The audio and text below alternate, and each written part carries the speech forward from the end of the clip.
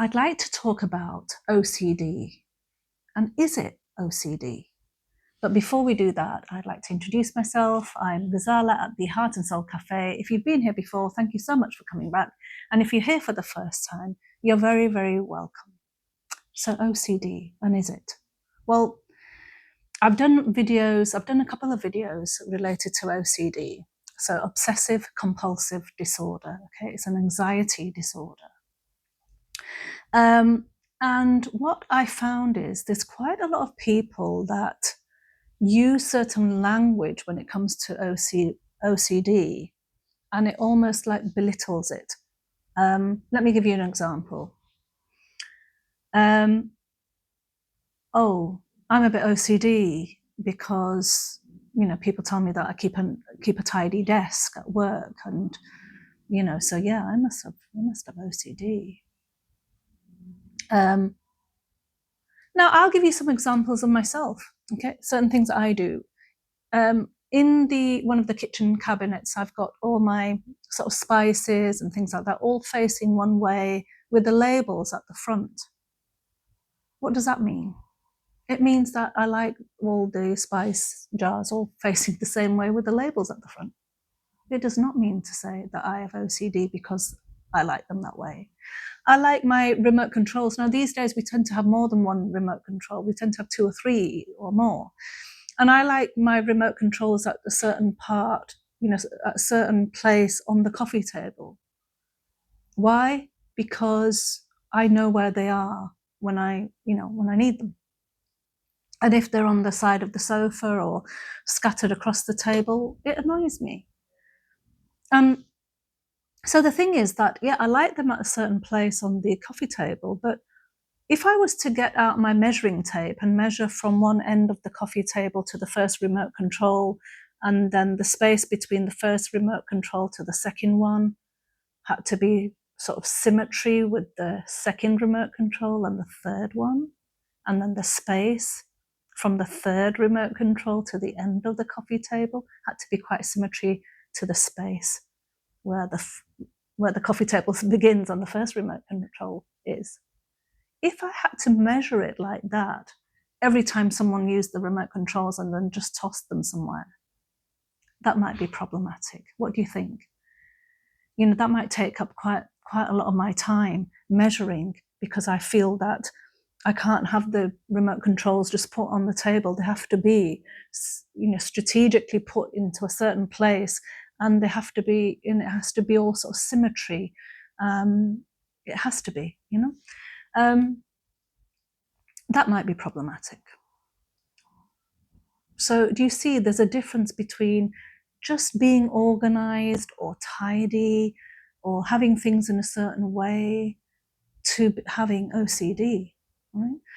Now, I have a client that I sometimes talk about, and she's in her mid-30s now, but when she was a child, she used to wake up in the morning, swing her legs round off the bed onto the floor, stand up, and then she would freeze because she couldn't decide what foot to put forward first. Because she felt that whatever foot she put forward first would have some kind of precedence, some kind of advantage over the other foot. So she would bunny hop around her bedroom floor, and her parents and her family just thought that she was just playing. That was just part of who she is, and that's what she liked doing. It wasn't picked up until maybe a couple of years after that, when she had frozen sort of in the middle of the playground at school, and a teacher sort of saw her and thought that, no, this is something a little bit more than just a child playing. And she was diagnosed with OCD. And even to this day, when she is stressed, because as I've mentioned before, stress is that trigger switch that increases cortisol, and if cortisol, stress hormone, is secreted, and goes above a certain sort of amount, any kind of condition that you have, the symptoms get exacerbated with that stress level. And so when she's stressed, she still may, if she needs to walk from one place to her destination, she'll count those steps. If she ends up at a destination with an odd number, she sometimes has to come back again and do the journey again until she reaches her destination with an even number. Can you imagine how time-consuming and how difficult that is, and how debilitating it is? Because your mind just won't allow you to rest with that odd number. It has to be an even number. Yeah?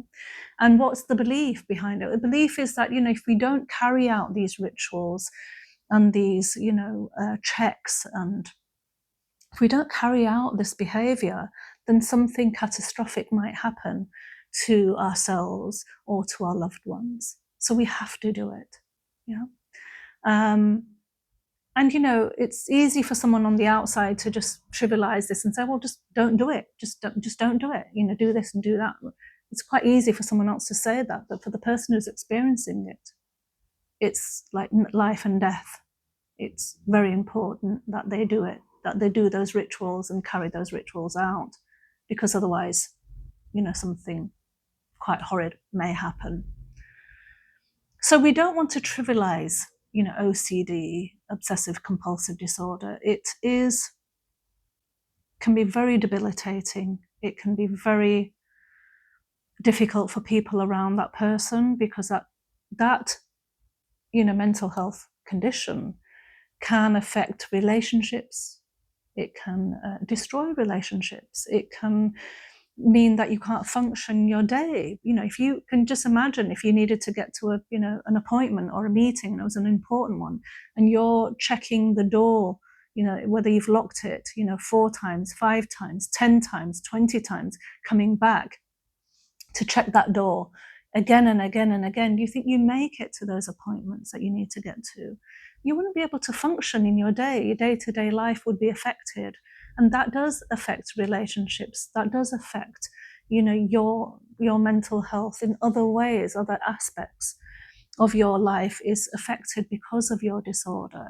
So we don't want to trivialize things like OCD and just say things like, oh, so-and-so's OCD because she likes to put all her 5 pairs of shoes all in a row, in a certain place in the room. That doesn't make you OCD. That just means that you like your shoes, tidy, tidy against one wall in your room. It doesn't mean anything more than that. So we don't want to throw this language around. It adds to the stigma, around mental health. If you imagine that people hear that kind of language in their workspace and someone has OCD and knows that what kind of rituals they've gone through in order to get to work today, do you think that person then would share what they're experiencing? They wouldn't, because we're just trivializing and almost making fun of it and making light of it. So yeah, we need to be mindful about that. So yeah, if you do notice that somebody is really struggling with certain kind of behavior, you might be able to signpost them to getting help, perhaps, seeing the doctor, perhaps, because anxiety and depression usually do go hand in hand. Someone who's experiencing, OCD may experience other anxiety disorders, like panic attacks and other things like that, or might experience certain levels of depression also. And it might be that you signpost that person, say, well, maybe you need to, have you thought about seeing a doctor, perhaps. So there's things that we can put into place, or a counsellor, or any kind of other help that maybe you might be able to signpost them.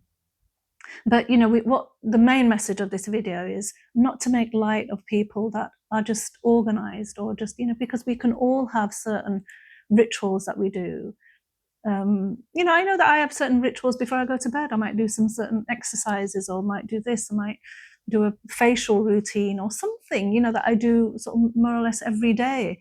That doesn't mean to say that I have OCD. It just means that, I'm a creature of habit, and most of us are creatures of habit. Most of us are quite habitual people. We like those habits. We like, because there's a familiarity about it, and we like that, and because it gives us comfort, and it gives us a sense of, connection with who we are and the life that we lead by having those routines and rituals that we lead. So there's not a fine line between those. There's quite a vast difference between having OCD and just being human, being a creature of habit, and most of us are. Okay, so if you found the content of this video helpful, please do share it, please do comment, please do like, and please do subscribe. Thank you to those of you who have already subscribed. We do have a few, so thank you so much for that. I look forward to seeing you in the next video. Thank you for watching this one, and until then, look after your hearts and souls. Thank you.